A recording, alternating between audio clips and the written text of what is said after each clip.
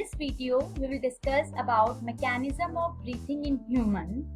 It is a set of muscular and pumping movement that takes oxygen in and carbon dioxide out of the lungs. It involves two events. Breathing in of oxygen is called inhalation or inspiration. Breathing out of carbon dioxide is called exhalation or expiration. Now, how inhalation of oxygen and exhalation of carbon dioxide takes place in human body, we will see by following diagrams. First is inhalation.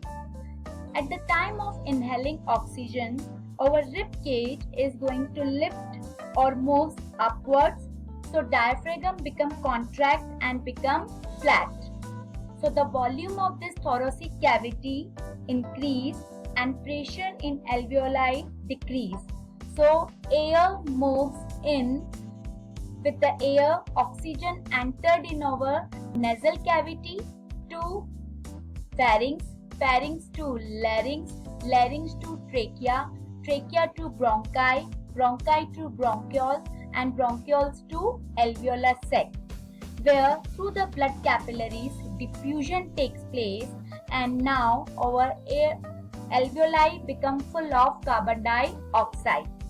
So after this, exhalation takes place. Now these are the steps of exhalation. In this, ribcage moves downwards, so the diaphragm becomes relaxed and it becomes dome in shape. This is a dome shape of diaphragm. So the volume of thoracic cavity is decreased and the pressure in alveoli is increased. So air moves out through nostrils. So this is the way by which carbon dioxide moves out. This is called exhalation.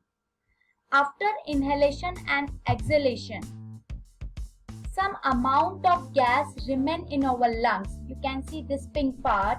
After complete exhalation of gas, still some amount of gas remain in our lungs.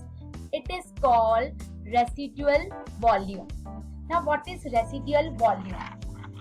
Residual volume is the amount of gas remaining in the lungs even after forceful exhalation. Now, what is importance? The importance is residual volume prevents the lungs from collapsing. If lungs is completely empty from the gas, then our lungs can be collapsed. But due to this residual volume of gas, it prevents our lungs from collapsing. Another importance, during the breathing cycle, when air is taken in and let out, the lungs always contain this residual volume of air so that there is a sufficient time for oxygen to be absorbed and for carbon dioxide to be released out.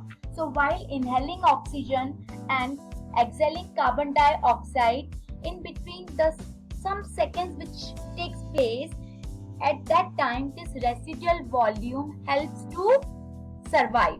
That's why it is very important. This is all about of mechanism of respiration in humans. So today we have completed our respiration topic. Thank you.